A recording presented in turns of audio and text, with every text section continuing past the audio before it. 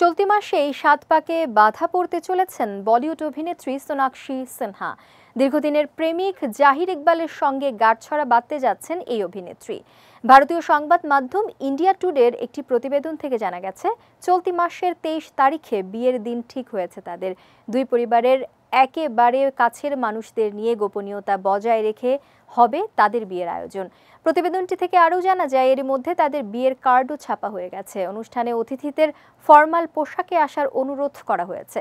মুম্বাইয়ের বাস্তিয়ানে বসবে সোনাক্ষী ইকবালের বিয়ের আসর। বিয়ের তারিখ ঠিক করার বিষয়টি একেবারেই গোপন রেখেছিলেন সোনাক্ষী সিনহার পরিবার। কিন্তু ৯ জুন রাতেই বলিপাড়ায় ছড়িয়ে পড়ে অভিনেত্রীর বিয়ের খবর।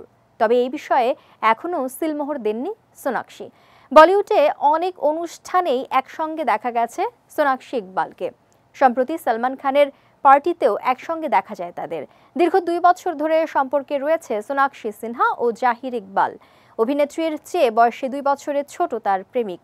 জাহির ইকবালকে নোটবুক, ডাবল এক্সেল, ব্লকবাস্টারের মতো ছবিতে দেখা গিয়েছে। অন্যদিকে সম্প্রতি সঞ্জয় লীলা বানসালির হীরামান্ডি ওয়েব সিরিজে অভিনয় করে প্রশংসা কুড়িয়েছেন সোনাক্ষী সিনহা। তার অভিনয় নিয়ে বেশ চর্চাও হয়েছে নেট দুনিয়ায়। আর এর মাঝেই এবার শোনা যাচ্ছে অভিনেত্রীর বিয়ের খবর।